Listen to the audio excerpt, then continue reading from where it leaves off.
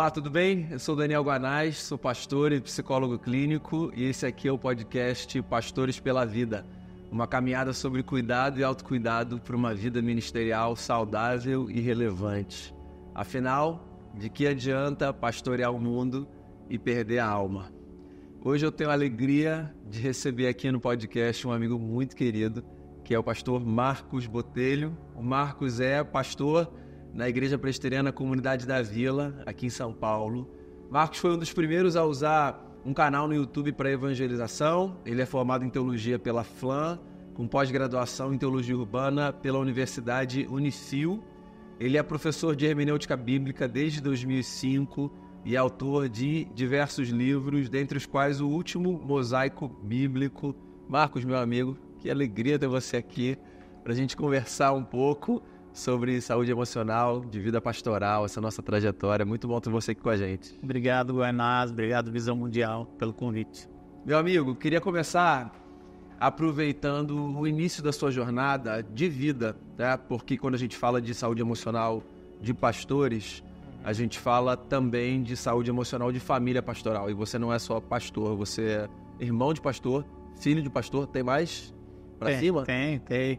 Família Botelho, meu avô é um dos fundadores da Igreja Presbiteriana Madalena no Recife, que é uma presbiteriana forte lá. Então a gente veio, meu pai quando veio para São Paulo, novo ainda, o meu avô morreu, ele tinha 13 anos, meu pai veio com 16 estudar num colégio presbiteriano e casou com a minha mãe também, que veio de Goiás para estudar nesse colégio, e eles já eram missionários. Mas eu devo ter uns 3 tios pastores e todo mundo serve ao Senhor no pastoreio. Então eu conheço de perto que é uma família composta, uma família pastoral, né? E no seu caso específico, como foi essa vivência, pensando na sua infância? Porque você ainda tem uma outra particularidade, né, Marcos? Você é de família pastoral, mas você também tem uma vivência de crescimento, não sei se já desde a infância ou se mais para a adolescência, num contexto de acampamento, né? Então, assim, não é só uma experiência da família do pastor de uma igreja local, mas de um filho de pastor que está cercado de muitos líderes e de pessoas diversas. Como foi essa sua experiência de crescimento como filho de pastor nesse ambiente? Então, eu sempre que alguém me falar sobre filho de pastor, essas coisas, e eu nunca me identifiquei muito com os traumas de filho de pastor. Eu lembro até que na década de 90 você tinha o Vinde MPC, lembra desse? Aí, chegou a frequentar lá? Sim, não. Espírito Santo, a gente ia pra lá, e aí tinha um seminário só para filhos de pastores, né? E eu falei, um seminário para filho de pastor, que categoria é a gente que tem que ter um seminário? Tinha seminário de missões, seminário de filho de pastor. Aí eu lembro eu lembro que eu fui nessa sala. Esse episódio não é tão bom contar, mas eu vou contar, já que estamos no ambiente para falar saúde emocional. E aí, eu lembro direitinho que o palestrante, o senhor bacana, não lembro agora o nome, começou a falar, meu ministério é com filhos de pastores e tudo mais. E aí ele começou a cutucar, e a gente sentado ali, devia ter uns 15 ali. E começou a cutucar o que dói em você, da rotina da igreja, do seu pai. E começaram a chorar. E o pessoal assim, chorando ali e lamentando. E assim, sinceramente, eu não tinha isso. E eu lembro que eu falei, cara, e era assim, 3 dias e 3, eu falei, eu me inscrevi em outro seminário. Eu falei, eu não toquei, isso aqui não é pra mim. Eu lembro que eu li lá uns 20 anos atrás, eu não tenho acesso, seria até bom ter acesso, uma pesquisa que mostrava o que era ser um filho de pastor numa igreja. Aí você pensa assim, aquela igreja que o pastor foi convidado, não é ele que plantou, então ele tem um conselho que manda tanto quanto ele tá lá, isso é a sua história. E aí tá lá, e como era difícil para a família do pastor ter que responder isso, levava os problemas para casa, é isso. E como eram os filhos de missionários. Porque meu pai é um pastor presbiteriano, mas eu não... foi poucos anos da minha vida que meu pai pastoreou uma igreja. Sim. Aliás, foi os melhores anos financeiramente.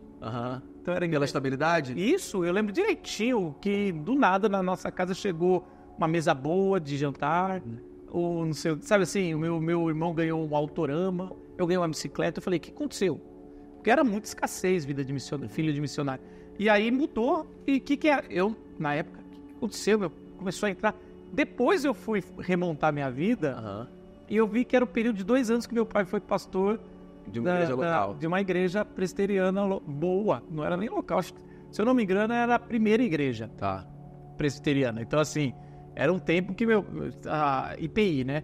Eu lembro que assim, caramba, e meu pai depois falou que ele tem a história dele, né? Que ele sentiu que ele estava largando a missão e dando mais foco, e para ele fazia sentido o chamado dele voltar a trabalhar nos Jovens da Verdade.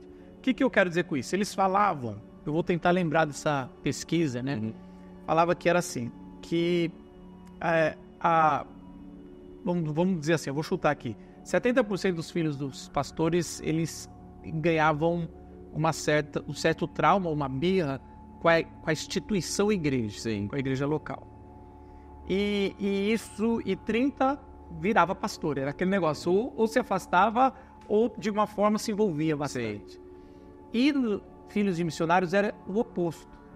Então, assim, 70% virava missionário e 30% falava, não, isso não é para mim.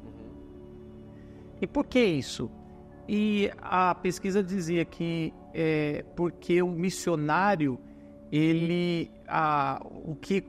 os traumas do pai dele, e eu vou dizer isso para você, desculpa a grande introdução, mas eu acho que é interessante. Não, isso, por favor. Os traumas que meu pai vivia era contra o desafio de ser missionário. Não sei se eu vou expressar, você me ajuda aqui. Era o desafio, não era uma instituição. Então, por exemplo, a missão que meu pai serve chama Jovens da Verdade. Eu amo Jovens da Verdade, eu defendo. E porque assim, não era... Meu pai não falava, nossa, os Jovens da Verdade tá me obrigando a fazer isso. Não era a burocracia da máquina que estava esmagando. As reuniões dos Jovens da Verdade eram para resolver problemas de missões. Ou, então, filhos de missionários transculturais, eles têm problemas de fazer missões, do governo, de outras coisas, de conflitos, mas não da instituição. Sim. E os filhos de pastores, geralmente, não são todos, a pesquisa tentou abranger, eles eram traumatizados porque várias vezes o pai voltava e conversava na mesa com a mãe alguma coisa de um presbítero, de um diácono, de alguma coisa da instituição. Eu fui pregar isso, eles não gostaram. E aí ele falou, opa, então quem está machucando meus pais é a instituição. E nem às vezes tem culpa, faz parte do negócio. Hoje eu sou pastor de uma instituição, então eu tento preservar muito isso, mas muitas obrigaçõezinhas não escritas para nossas esposas, para os nossos filhos, e se não tomarmos cuidado, dá aquela porcentagem de 70% vai falar, não quero isso. E, interessante isso, Marquinhos, porque você está desenhando, por exemplo, um cenário aqui, pelo menos é isso que passa na minha cabeça, que é o ambiente faz muita diferença para a quantidade de estresse que gera, né, ou de pressão que gera na família, etc. Mas também tem um outro lado da moeda, que é o quanto o pastor e a esposa, por exemplo, têm a consciência de protegerem os seus filhos desse ambiente, né? Então, o ambiente pode ser um ambiente nocivo, mas o pai ou a mãe podem agir de tal forma que os seus filhos sejam protegidos para que eles não carreguem esses traumas e esses estigmas e tal. No seu caso, você se beneficiou em 2 aspectos, porque você está descrevendo, você viu seu pai e sua mãe carregarem o peso da missão e não da burocracia. Então isso é o que você está falando da pesquisa. Eu diria mais que burocracia, desculpa te interromper, eu diria religiosidade. Porque quando a gente está em missões, a religiosidade é o contrário. A gente está trabalhando com não religiosos e tentando falar do amor, do evangelho, já conversando. É muito mais fácil. A discussão é sobre contextualização, outras discussões. E quando você está numa instituição, a religiosidade é muito mais pesada, porque cada um tem a sua tradição. Sim, perfeito. Tem o peso, mas é um peso de outra ordem. Sempre tem peso e sempre tem atrito. Isso é importante de falar. Isso, não existe... eu vou sair... Qualquer pastor que fala, vou parar o ministério, vou começar uma outra coisa, você vai ter um outro tipo. Você só vai trocar peso. Você vai trocar peso. Agora, na nossa profissão, ou na nossa vocação, isso é muito claro, né? Mas o óbvio precisa ser dito. Todo mundo que tem uma empresa, todo mundo que tem um trabalho, se separar, o que o pessoal do trabalho vai falar, ou da empresa, não traga isso para cá. Não tem nada a ver com aqui. Sua vida pessoal é a sua vida.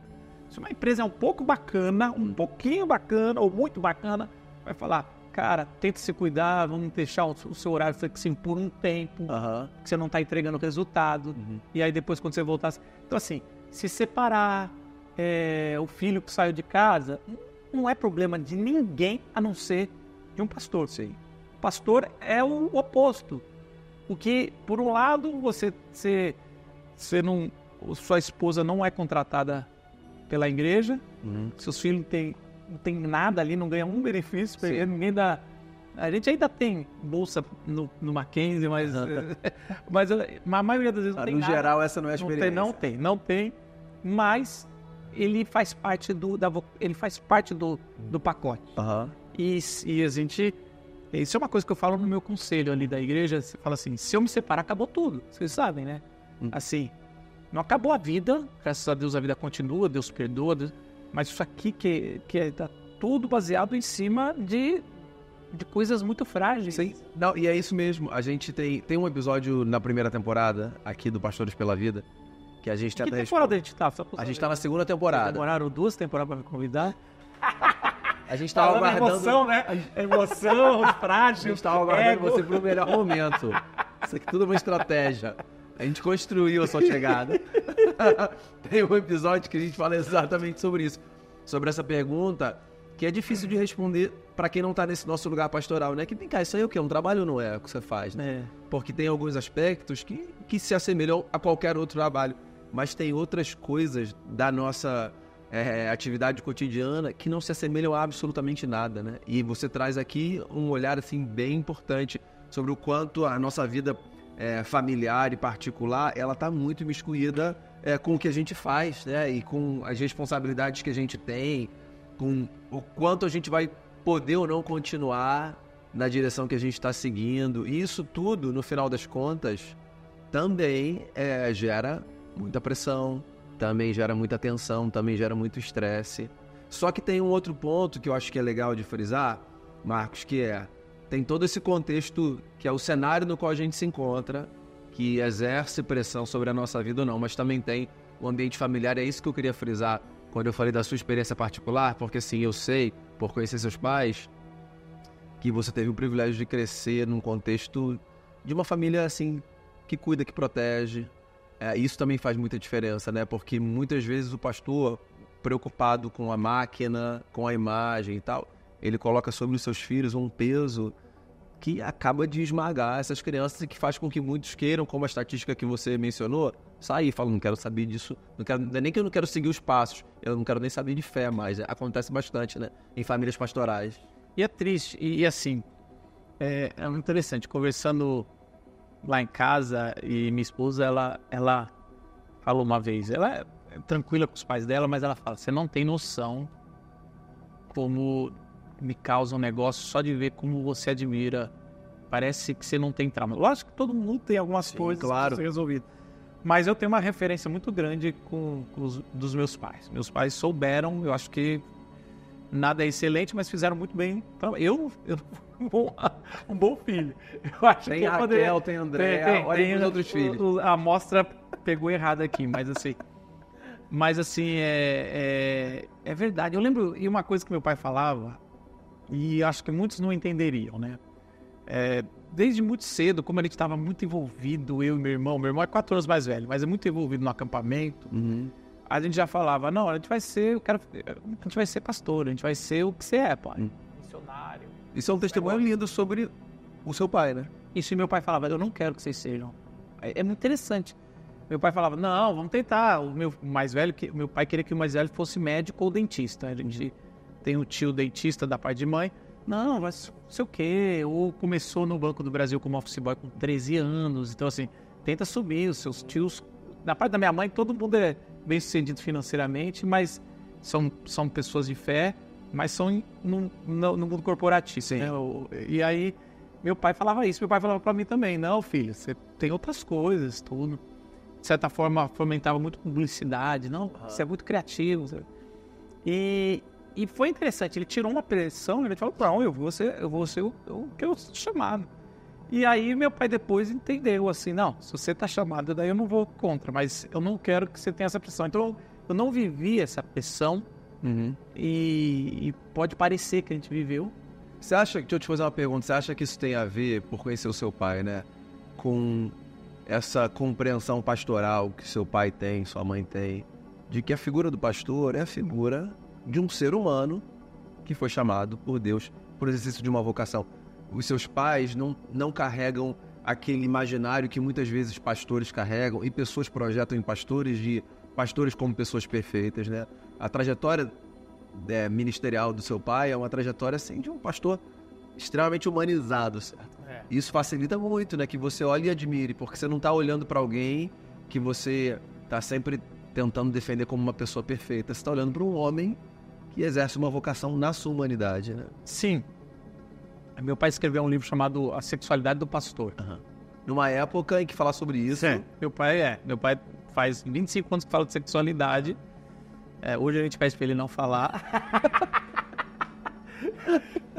Mas ele escreveu... A Sexualidade do Pastor era bacana, porque é a tese seguinte. Como por muito tempo, na interpretação, principalmente de Apocalipse, o anjo da igreja achava... E meu pai tem a tese do seguinte: se o pastor... Porque uma das interpretações é que o anjo da igreja é o pastor que cuida. Tá. Principalmente para as igrejas históricas que não quer botar um anjo lá, então o anjo é o pastor. E aí, anjo é assexuado. Anjo é assexuado. Então aí o meu pai fala, esse é o perigo de uma instituição, de membros e do próprio pastor começar a acreditar nisso, que ele é assexuado. E aí meu pai no livro vai trabalhar esses problemas. Por isso que várias vezes dá escândalos, porque ninguém se preveniu institucionalmente para dizer, cara, ele é um ser humano igual a todo mundo, então vamos tomar cuidados devidos, que não é suspeitar de alguém, é simplesmente tomar um cuidado saudável de uma instituição. E aí ele escreve, então meu pai tem muito desse negócio. Meu pai ele usa como recurso homilético contar as suas fraquezas. E isso ele trouxe para mim, e hoje isso é da igreja que eu pastorei, a comunidade presbiteriana da Vila. Então, assim, a gente acabou, eu estava discutindo esses tempos, assim, como todo o corpo pastoral, ele prega do ponto de... e a gente é quase radical nisso, e às vezes a gente até, alguns dizem, não precisa ser, a gente não é uma regra, mas a gente parte do pressuposto. Vai falar de fraquezas, exemplos negativos conta nós. Os positivos conta do amigo, conta de alguém.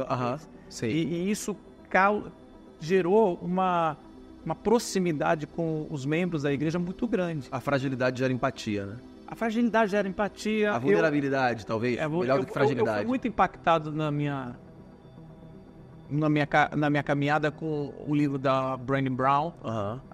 Qual que é o nome do clássico dela? A Coragem de Ser. Coragem de Ser. E outros também que eu já li, mas assim, eu lembro disso, assim, cara. E eu lembro muito disso, assim. Ela falando, primeiro resolva, para depois, se você fizer antes, né, se expor a sua fragilidade nas redes sociais, esperando algum retorno para que você esteja bem, você se machuca mais.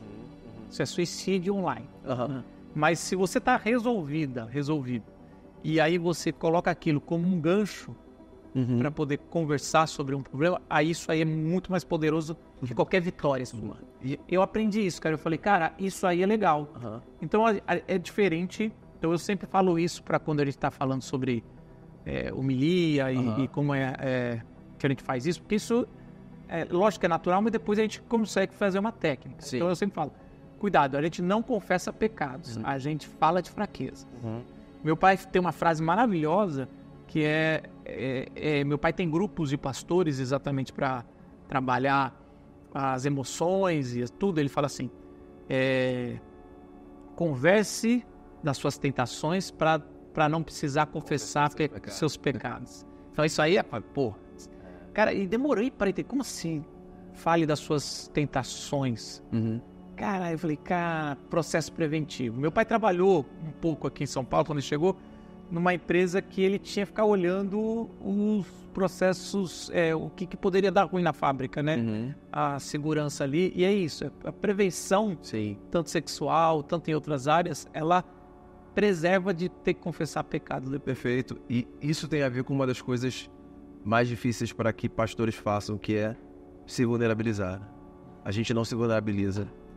Não sei se porque a gente acha que isso vai colocar alguma coisa em risco, ou se porque a gente tem conversado muito sobre isso aqui, ou se porque a gente tem dificuldade de ter amigo de verdade e a gente precisa de um espaço de amizade pra gente se vulnerabilizar, não só nesse sentido do púlpito, de você mostrar que você é humano, mas de você chegar e falar para um cara, tô com uma dificuldade nessa área, isso aqui tá sendo difícil para mim. Você acha isso também, que pastores de modo geral têm essa dificuldade? Como é que a gente lida com isso? Como é que a gente aprende a construir esse caminho assim de lidar com as fraquezas, reconhecendo que elas são humanas? Eu vejo isso e eu vejo que a igreja várias vezes só sabe lidar dessa forma. Então, por muito tempo me empurraram para esse lugar. Então você tinha aquele pastor clássico, não vou nem dar nomes, mas toda denominação tem aquele pastor que já tá mais velho, mas cara, que homem. Você tem aquele discurso, terninho, feito e impecável, mas o discurso é teológico, não tem nada a ver com a vida dele ali. Eu acho que isso a médio prazo é perigosíssimo. Porque tem. Sim. A fragilidade está lá. Claro. E se você começa a se descrever na sua comunidade como alguém intocável, que nunca briga com a esposa, que os filhos, nossa, estão lá com a Bíblia embaixo do braço todo domingo, e você não conta que às vezes seu filho fala, não quero ir, filho. Você vai, não é nem pela sua fé, porque o trabalho lá vai ficar mal. Você sabe assim, aquela brincadeira, tem que ir. Você tem que ir, pelo amor de Deus. E aí, esses tempos atrás, vou contar uma coisa, não deveria, mas vou contar, não sei. Não vou contar, mas porque ele desistiu. Tá vendo? A gente vai amadurecendo, a gente não quer. Não, mas eu só não vou contar porque não só sou eu. Envolve outras pessoas. Exatamente. Isso é um sinal, esse é um sinal de maturidade, de sensibilidade. Porque eu tenho um acordo comigo mesmo, eu exponho as minhas coisas, mas assim, nem todo mundo tá nisso. E de novo, vou voltar na Brené Brown, que ela fala, não existe um tempo certo para ser vulnerável. Existe um lugar certo e o tempo certo. Sim. Não estamos falando aqui dos pastores serem inocentes. Sim. E tem denominações que são mais difíceis. Tem que ir com mais calma. Mas eu acho que é muito mais saudável pastores que são mais transparentes no púlpito. Não é para ficar falando de pecados, não é para falar, mas mais transparentes, mais assim, e que sabem pregar no sentido, vamos tentar fazer isso, o evangelho está nos conduzindo, eu vou tentar. Então as pessoas às vezes chegam na vila e a gente tem na vila é a igreja que eu pastorei, e aí a gente tenta e consegue ainda, todo mundo que vai se tornar membro ter um encontro com os pastores. Então a gente tenta fazer rápido, cada vez está mais difícil. Tem chegado bastante gente, mas aí geralmente alguns vão falando sobre decepções de outras igrejas e geralmente a gente brinca, a próxima é aqui, tá, gente? Mas vamos tentar fazer essa decepção ser mais visível quando estiver chegando e você possa assimilar melhor para não ter... É uma outra forma de dizer não espere perfeição da gente. Não tem. Perfeito. Você falou uma coisa que eu queria resgatar aqui, Marcos, para te fazer uma pergunta. Você falou, no meio de uma das suas falas, assim, sobre a importância de estar resolvido. Estar resolvido custa muito no sentido do empenho que a gente precisa colocar para a gente se resolver. Estar resolvido precisa, por exemplo, antes de um reconhecimento de que, tem coisas que não estão resolvidas, né? E aí, a pergunta que eu queria te fazer é a seguinte. Você acha que hoje os pastores, pastoras, líderes religiosos cuidam da sua saúde emocional tanto quanto deveriam para chegarem ao ponto de dizer estamos resolvidos e podemos lidar com mais segurança assim, com a nossa tarefa ministerial? Você acha que a nossa categoria assim, cuida da cabeça, da mente? Não, tá longe. Primeiro porque não se vê os pares da igreja que a gente serve como pessoas, pares emocionais. Você vê pares administrativos, na melhor forma possíveis, pares missionais. Mas não são pares emocionais. Não, assim, isso que eu estou dizendo assim, os pastores olham para os presbíteros e diáconos, pessoas que são maduras, eleitas pela igreja, mas não vê aqui é o meu lugar de segurança emocional. Eu posso falar das minhas provações e até tentações aqui. Então, assim, por isso é extremamente vulnerável. E a gente tenta corrigir isso criando pequenos núcleos de pastores que se reúnem, e é muito bom esses núcleos. Então, falei do meu pai, chama PAN, lá em Arujá, na verdade. Algumas vezes, muito tem legal. PGM, Projeto Grão de Mostarda, que você tem outros, tem Projeto Timóteo. Sim. E aí as denominações devem ter essas coisas. Geralmente não funciona de denominação, porque daí você também continua não podendo se abrir tanto. Você fica preocupado. Você tem um líder, um bambambam ali. É legal interdenominacional, porque ali você fala, cara, não vou falar, ninguém vai. Teoricamente, é um lugar mais protegido, né? Então, mas eu não acho que... Eu acho que está longe disso. Então, assim, bem-aventurado é o que conseguiu criar no corpo. Às vezes, eu consegui na minha igreja no corpo pastoral. Ó, que legal. E estamos começando a entrar um pouco no presbítero. Olha que legal. Mas entre os pastores... É um processo. Mas também, eu não sei se a gente é o caso, mas porque, como eu sou pastor titular e na igreja presbiteriana, quem convida os auxiliares é o titular, eu convidei amigos de mais de 20 anos. Pastores, amigos de mais de 20 anos. Ficou mais fácil. Sim. Ficou mais fácil ter esse lugar, então... eles também conversam comigo, às vezes eu sou o chefe deles e é difícil porque a gente tem que cumprir algumas coisas, mas eles estão falando, olha, eu não estou dando conta. Sim. Tem falhas. E no meio da comunidade, pensando agora, por exemplo, nas pessoas que frequentam a igreja, na sua vivência local, sua comunidade é uma comunidade de idade média o quê? 30 e poucos, 40 e poucos anos? É o recorte médio do seria público? 35, 45. 35, 45. Esse público, na sua percepção, é um público que fala com mais liberdade, com mais transparência sobre cuidado de saúde mental? Você já percebe essa diferença? Sim, a gente fez propositalmente esse assunto. Então a gente fala, todos os pastores da vila, ou uma grande maioria, fez terapia. Então a gente conta... Essa fala pode parecer, desculpa te cortar aqui, uma fala trivial, só que essa fala é uma fala assim... É raro, isso aí eu não sei, não tem.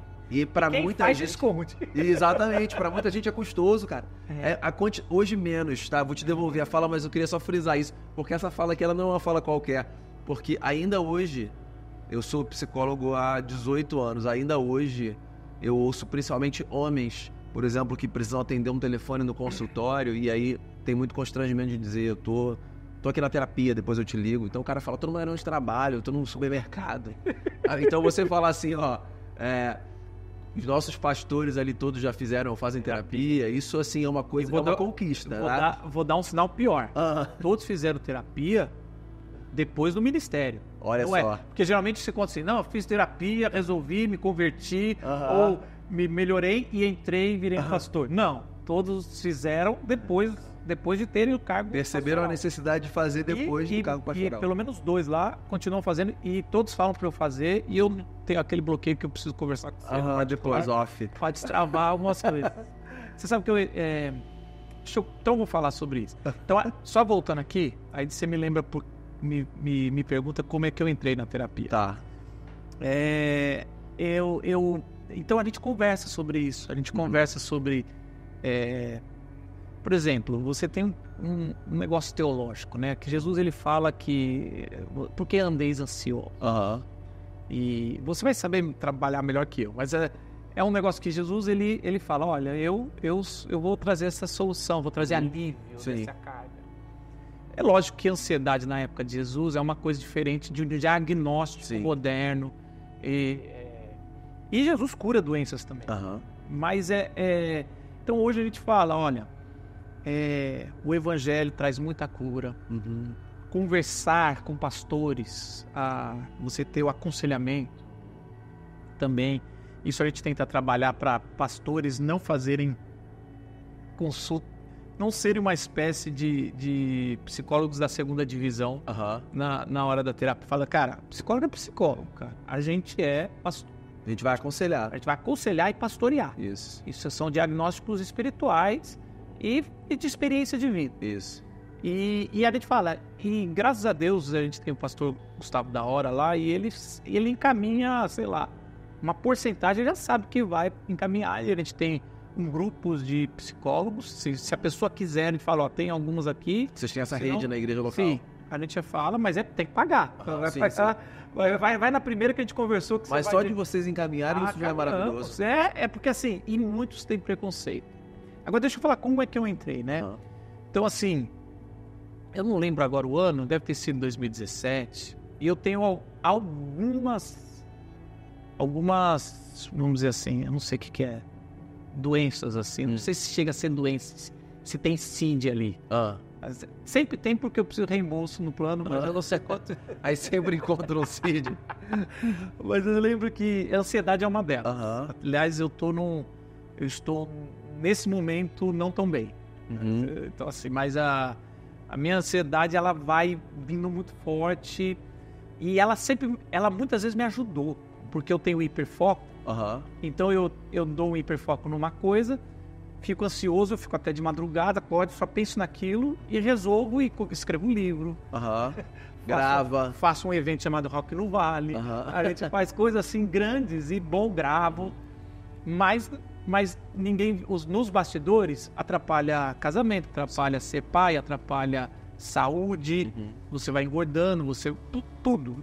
Vem um pacote de coisas ruins. Então assim, demorou para eu entender, cara, quanto isso é bom, quanto isso é ruim.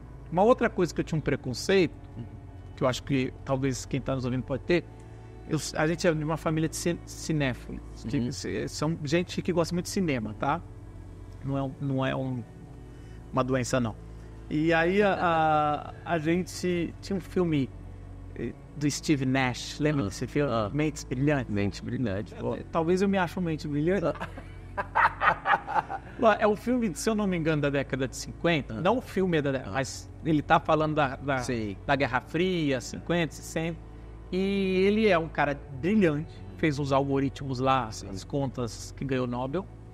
E ele, para tratar da esquizofrenia dele, se eu estiver falando um diagnóstico errado, você me corrige.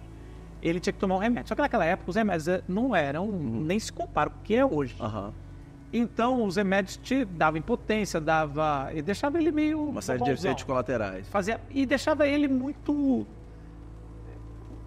Ele ficava, vamos dizer assim, uma pessoa pacata e bem normal.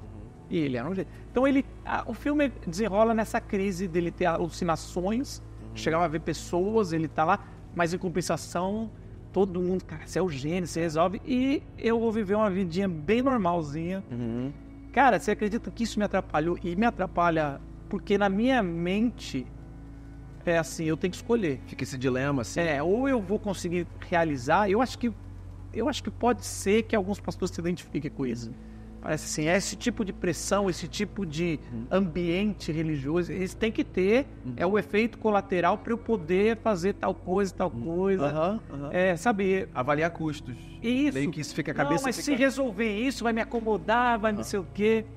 Se eu começar a tirar férias, a igreja não vai agir desse jeito, vai achar que pode, sei o quê. Não sei qual que é a cabeça que cada pastor tem, mas isso me atrapalhava. Mas você sabe... A questão, óbvio que você sabe disso, né? Você até mencionou ali de acaba atrapalhando o casamento, acaba atrapalhando ser pai, porque o custo disso não é pago apenas pela própria pessoa que está fazendo essa análise na cabeça, né? O custo disso também é pago pela esposa, pelos filhos e por outras pessoas que não escolheram pagar esse custo, mas que acabam sendo responsabilizados, assim, né? Então, o que eu estou querendo dizer com isso? Às vezes, desses dilemas internos que a gente vive, a gente justifica algumas escolhas e porque a gente só faz esse cálculo lá dentro, a gente faz com que outros tenham que pagar sem perguntar para eles, mas vem cá, tá bom para você? Você já reparou que o pecado, tem um pecado que os pastores adoram confessar em púlpito, qual é? Que a igreja aplaude e todo mundo, só que a família dele tá sangrando por esse pecado. Porque ninguém confessa pecado em púlpito. Aí tem um que eu vejo, e os caras confessam, eu falo, o cara não tá chorando, o cara não tá pedindo perdão, ele tá usando isso como gancho. É o pecado de não descansar. Eu lembro direitinho de um pastor que eu admiro muito, ele fala, no púlpito, faz 3 anos que eu não tiro férias. E que a gente tá aqui pela obra. E eu falei, cara, ele não tá confessando pecado.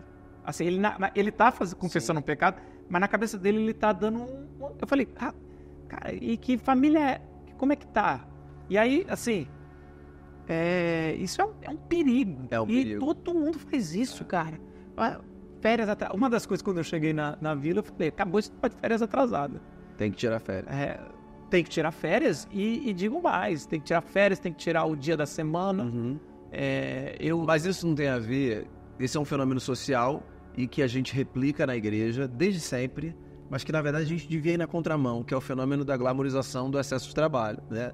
Então, isso acontece no púlpito com o pastor, mas acontece na roda de amigos que fala, cara, semana foi um caos, ele tá transformando um negócio que devia ser o desabafo no troféu dele, para mostrar que ele é muito importante, né? Então a gente vive num contexto de glamorização de excesso de trabalho. A cultura empurra a gente, Exatamente. Empurra a gente você não pode descansar, senão você tá... que vida boa, hein? Isso. Você acordou 10 horas, ninguém sabe que você trabalhou até tarde, mas você não pode falar... Alô? Isso. Oi, tô bem. O cara vai vivendo um negócio que você tem culpa de quê, cara? Ou desativar o WhatsApp quando você tá nas férias. Outro pecado que a gente faz muito nunca você pode falar que você tá ganhando bem. Você reparou isso, cara? Ninguém fala que ganha bem. E às vezes eu tenho os irmãos que eu sei que o cara é rico. Não, tá difícil. Fala, para com esse discurso, mano. Cara, Deus até castiga. Nem é a minha teologia. Nem é a minha teologia. Mas eu jogo ali também pra Só pra dar um choque de realidade. Mano, o cara, todo mundo sabe que o cara ganha bem, carrão. Tá de BMW. Pô, difícil, cara. Pô, difícil tá o trabalhador que acordou 5 horas da manhã, pega uma pusão. Ou seja, a culpa fica ali como uma ferramenta, né? A culpa, ela é uma ferramenta que dá um fantasminha que vai na cabeça. Cara, às vezes logo no começo, como eu saí, e assim, quando eu cheguei na vila, eu peguei o salário do outro tipo pastor, e era bem melhor do que o meu salário, lá em Alphaville, né? Era melhor do que o de lá de Alphaville.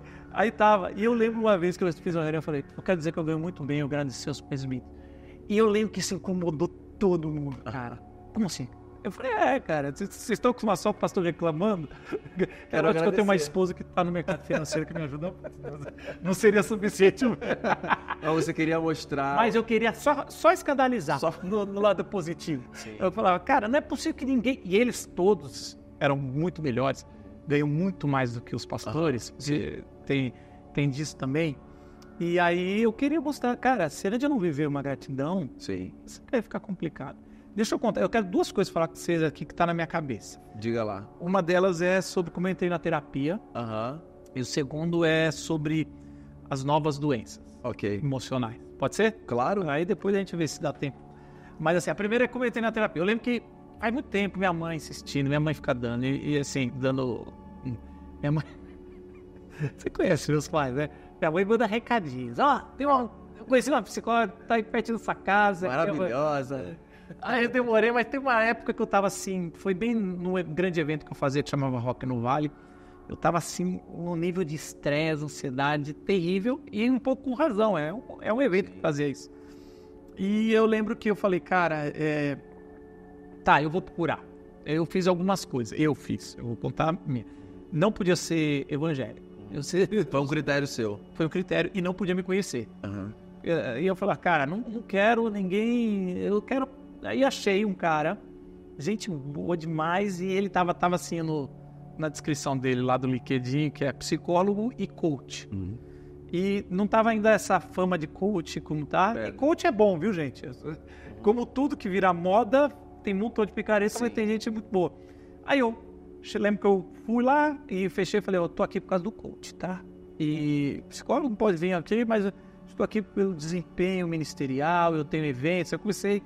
Tá bom, ele sentava um de frente pro outro, era um consultório que tinha um divã, e ele sentava, e eu fiquei por uns 3 meses falando sobre ministério, eu abri um pouco, eu sou um cara que não tem problema de me abrir, mas a gente se abre até onde tá seguro, né? Sim. E aí vai, e aí eu lembro uma vez que ele falou assim, depois de uns 2, 3 meses, Marcos... Você adora falar de você mesmo, ele já me conheceu. Eu adoro ouvir você, cara. De você, como você é bacana, tudo. Ele não tava na ironia, podia ser, mas não era. Ou tava e eu não peguei. Foi tão bom, o cara é tão bom. Psicólogo. Psicólogo não sei confiável. Aí a gente chega e E eu sei que eu comecei... E aí eu falei...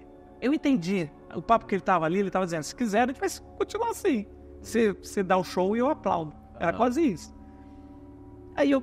Cara, eu vou tentar um pouco. E a gente foi e... Eu lembro direitinho quando ele cutucou em um dos meus pais. Falou uma coisa, mas ele falou poderoso, hein? Ele só deu uma frase, aquilo me destruiu. Cara, abriu uma... E isso é maravilhoso, cara. E na terapia, essa é uma das melhores coisas. Quando parece que você conhece, aí abre uma janela e é um universo que você não sabia que estava dentro da sua casa. É como se quebrar uma parede. Você fala, e minha casa tem todo esse cômodo a mais? Com tudo isso, com essas mesas, com essas tranqueiras, com essas caixas? Vão abrir? Não sei. Aí você tem o processo de entrar nesse ambiente novo, que você nem sabia que estava na sua casa, trazer um pouco... E aí tem um negócio que eu gostei muito, chamado que é elaborar. Que é o que o psicólogo faz. Ele vai devolvendo, a gente quer muito que ele... O que eu tenho que fazer? Ele fala, não sei. Aí ele... Vamos ver. E aí, cara, eu elaborar, pra mim, é... Porque daí é o elaborar na verborreia, né? A gente vai... Tá, eu jamais faria isso. Não, talvez eu faria... eu tô fazendo. Sim. Aí vai... Então isso foi muito bom. E eu lembro que o final ali... E o meu final com esse psicólogo não é uma história bonita, né? Trágica, aliás. Mas assim, logo no começo eu falei... Esse divã, ele é decorativo? Ele, não, esse divã... Tem muita gente que deita nesse divã. Eu perguntei, e por que um divã? O que tem a ver? Por que você não me mandou estar lá? Ele falou, porque para deitar lá... Você deve saber disso, mas para mim foi muito... Ele falou, para deitar ali precisa estar pronto. Aí você sabe que eu sou meio competitivo, né? A gente Estou pronto. A gente é ele... Não, eu não sei se eu estava pronto. Eu falei, quer dizer que eu não tô? Explica a lógica disso aí. Aí ele me falou, Marcos, você, quando entrou aqui, você estava todo inseguro. Aí eu lembrei, você é meu coach, né, meu psicólogo. Você foi abrindo e você precisa olhar para mim para ver as reações do que você fala. E você vai moderando a sua fala pela minha reação, porque você quero saber se é seguro, se ele tá me condenando, se ele olha escandalizado, se ele olha... E eu tô aqui, tá tranquilo. Eu quero que você vá no ambiente. Quando você deita lá, você olha pro outro lado, você não olha para mim. Sim. E isso muda tudo. Uma hora você esquece que eu tô aqui, você vai alucinar... Sim. E aí você vai abrir portas que você não pode. E foi interessante, eu falei, tá. Aí na outra sessão eu já cheguei e deitei. Ele, então vamos embora. E aí é outro nível. Aí cara, é outro nível. Cara, Acho que eu acho que, talvez para traduzir aqui, eu tenha a menor experiência com setting terapêutico e com isso que o Marcos está falando. Ajuda aí. Assim, é um processo natural do ser humano. 1, se defender. 2, se manter na sua zona de conforto. E 3, ficar usando sempre objetos externos, e aí no caso, na maior parte das vezes, o que a gente vê na face do outro, na reação do outro, como baliza para editar o que a gente fala e não fala. Acontece que num processo de autoconhecimento, quanto mais a gente se vulnerabilizar, quanto mais a gente se desprender com esse espelho que está na face do outro, e quanto mais a gente se permitir ir para esse lugar inseguro, que está dentro da gente, mas que a gente desconhece, mais a gente vai ganhar. Só que esse processo é um processo extremamente desconfortável e que custa muito pra gente. Mas esse que é o ponto, que eu acho que é importante frisar, ele é fundamental para que a gente cresça com qualidade no quesito saúde mental, né? Senão a gente vai ficar ali, nessa lógica que você estabeleceu muito bem de um fala e o outro aplaude. Porque a vida pode ser isso, mas a vida nesse lugar vai ser uma vida de superfície. A gente precisa ir fundo. É a única forma da gente crescer, né? É outra coisa com um profissional falando sobre o que entende, né? Mas esse aí. E fala... Porque o final é triste. Né? Eu chego um dia, tô esperando lá do lado de fora, tomo meu cafezinho que fazia parte do que eu pago. Aí tava lá, e ele demora pra me atender. Quando eu vejo ele e sai a outra psicóloga. O que você tá fazendo aqui? Eu falei, eu tô esperando a minha sessão. Não te contaram? Ele teve um derrame que deixou ele... E eu não consegui, depois a gente precisa fazer precisa me ajudar, eu não consegui encontrar outro. Assim, não é que eu não consegui, eu não sei se eu quero, eu queria ele. E o pessoal brinca, os meus amigos maldosos, falam que ele fingiu, ele não me aguentou. Ele fingiu que teve uma coisa pra te tirar... Mas assim, é trágico isso. Puxa. Mas o assunto outro que eu queria também trazer, que eu acho que eu tenho ouvido, eu queria até saber de você, né? Eu percebo hoje uma coisa, e aí tem a ver com a gente tem uma equipe ministerial, pastores e gente que trabalha, que se reúne toda semana, de 10 a 12 pessoas. Então, assim, são 10 a 12 pessoas, uma reunião, e a gente começou a ver, assim, mais da metade é neuroatípica. E isso não era um papo que se 10 anos atrás, 20 anos atrás, muito menos. Nem se usava esse termo. E não se usava esse termo, então os pastores... As pessoas não falavam disso, né, no cotidiano. E o que eu quero trazer aqui é o seguinte. Eu, como fruto dessa sociedade, a nossa tendência, e eu queria que você conversasse sobre isso, ou pelo menos eu tentar entender, até agora eu estou aqui para entender esse negócio emocional de pastores que estão pegando isso. Tem agora um diagnóstico de autismo, mas você praticamente... Não vejo isso. Sim. Não, mas eu me deu por causa do meu filho, ou não sei o quê. Ou começou a haver muito mais filhos, e dependente do que, tá muito mais diagnóstico, o TDAH ou TDA, bom, tá lá.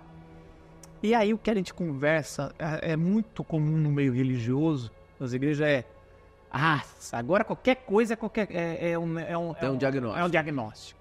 Meu Deus, na minha época, e é verdade, na minha época, o cara não tinha atenção, era no couro, corre atrás.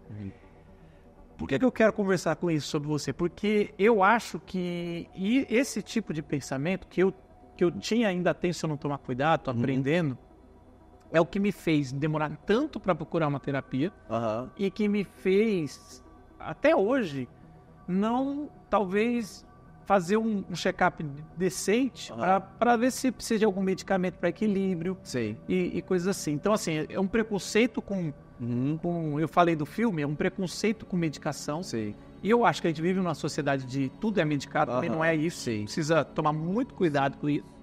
Mas muitos precisam. Sim. Né? E tem um pêndulo, né? Talvez a gente está com o pêndulo um pouco mais exagerado, agora se fala muito, mas também o outro lado do jeito que estava, tratar alguém que tem falar até o TDAH, como se fosse, cara, você é relaxado, você não leva a sério o seu trabalho, você não sei o quê. Hoje eu começo a enxergar que é um jeito, é um abuso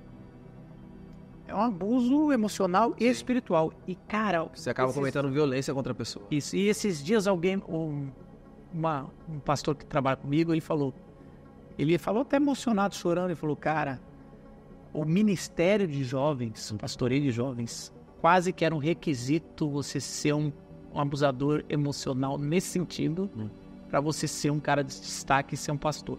Olha o nível... que estrutura... difícil. Que era assim...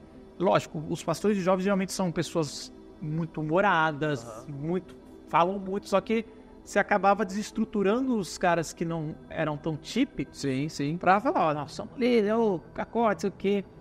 Então, eu não sei como é que você vê isso, cara. Você vê esse diagnóstico? Eu entendo, eu acho que o avanço que a gente tem a nível científico, que possibilita a compreensão de diagnósticos com nomes, com identificações, com características, precisa ser celebrada no sentido de que ela facilita a vida, certo? Então, assim, é muito libertador quando você sabe que aquilo é o que aquilo é, e não qualquer coisa que a gente cria na nossa cabeça, né? Porque se a gente não sabe o que é, a gente vai chamar aquilo do que a gente acha que é. E em chamando do que a gente acha que é, a gente estereotipa, a gente... coloca mais peso, a gente exerce violência. Então, acho, Marcos, e é bom mesmo falar sobre isso, porque há muito uma resistência em relação a isso nas comunidades pastorais, eu percebo isso. Eu acho que, no fundo, é resistência que tem a ver com preconceito e tal. Ora, se a ciência avança e se a gente hoje consegue dar nomes e identificar, sabe, transtornos, doenças, patologias, condições psíquicas e chamá-las do jeito correto, então vamos chamá-las do jeito correto. Claro que tendo a sabedoria e o cuidado para a gente não achar que todo mundo precisa ser rotulado, todo mundo precisa receber um CID, né, ou seja, um diagnóstico de alguma coisa. Exatamente, né? Então, assim, vai em busca dos profissionais e se beneficie dos avanços científicos, porque a ciência lança luz sobre a nossa compreensão. Agora, não pense que o tempo todo você precisa estar identificando coisas e se enquadrando em caixas, porque isso também acaba sendo enlouquecedor, né? Fazendo aqui um uso muito, com aspas, do termo. Agora, deixa eu te fazer um pedido final para essa nossa conversa. Queria te pedir, assim, 3 conselhos práticos. Eu conversaria um dia inteiro com você sobre isso, cara. Muito importante, muito necessário a gente falar estando nesse lugar pastoral, né? Porque a gente não está dizendo assim, ó, ei, vocês pastores, façam isso. Esse é o nosso lugar, esse é o nosso cotidiano, essa é a nossa vivência. Então é muito bom, assim, te ouvir como alguém da minha geração, vivendo esses mesmos dilemas e se vulnerabilizando aqui, né? Estou no mesmo dilema e tem uma equipe pastoral que eu também tenho que ajudar eles a enfrentar isso. Perfeito. E aí, nesse sentido de enfrentar a ajudar, queria pedir a você 3 conselhos práticos para a promoção de saúde, assim, pensando na sua qualidade de vida, na promoção de saúde mental. Eu queria sugerir 3 coisas para você, bem práticas. O que você sugeriria? Número 1, cuide da sua saúde.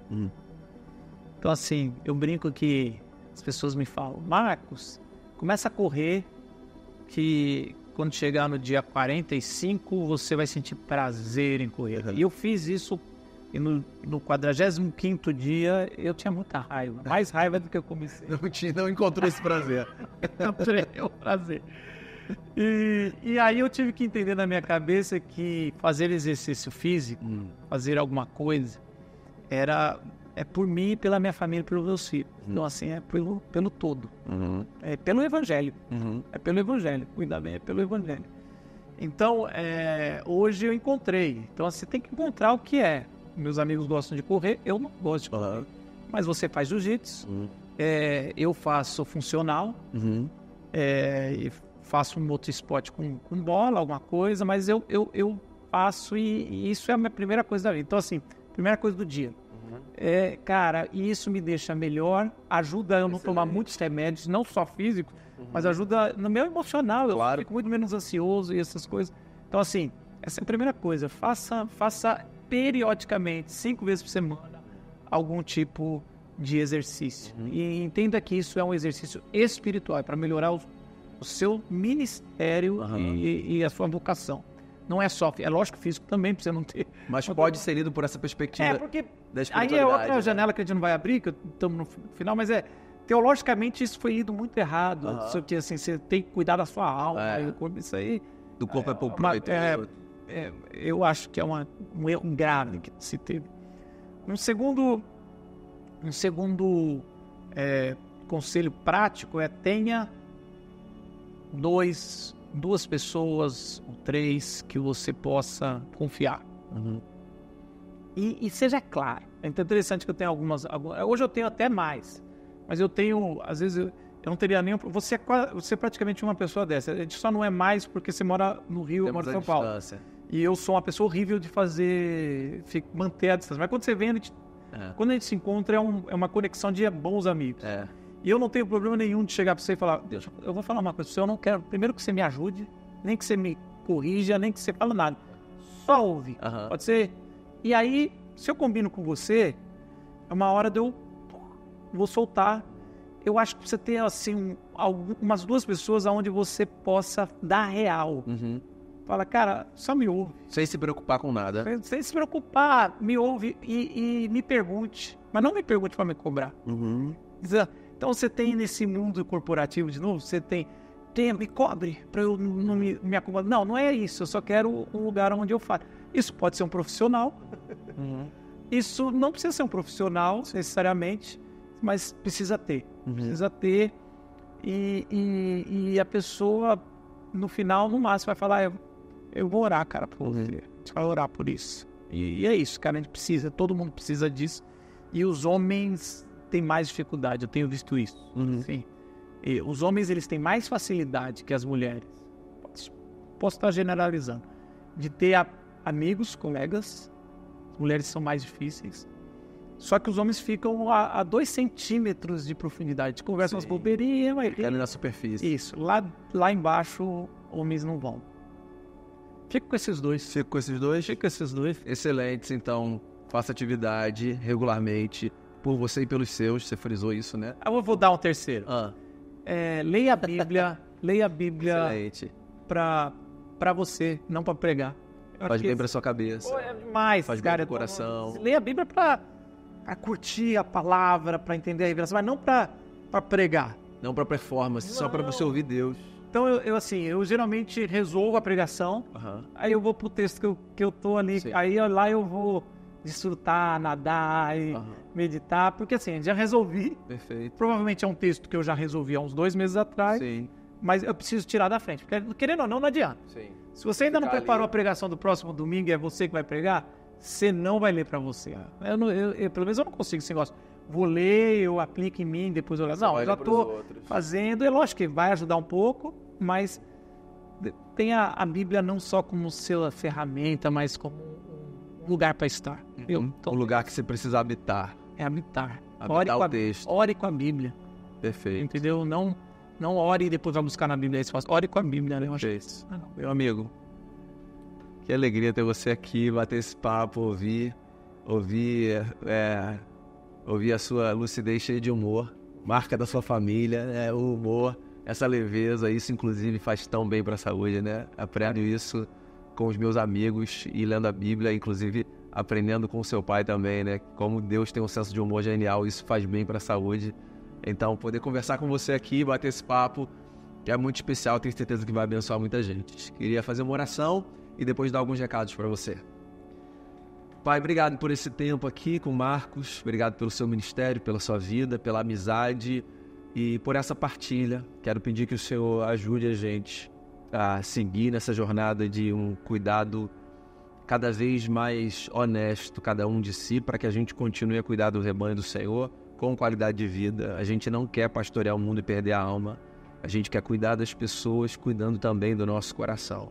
Então, que o Senhor nos ajude e nos dê a graça de trilharmos essa jornada desfrutando dessa dádiva que é a vida que o Senhor nos deu. Eu oro assim, em nome de Jesus. Amém. Queria só encorajar você a acessar as redes do Pastores pela Vida, nas diversas plataformas que há e também da Visão Mundial, para você ficar por dentro de tudo aquilo que a gente tem produzido aqui, os nossos conteúdos, as nossas conversas e também, obviamente, para você saber como você pode inserir as nossas crianças na sua lista de oração, tá bom? Deus abençoe você, um grande abraço e até o nosso próximo encontro.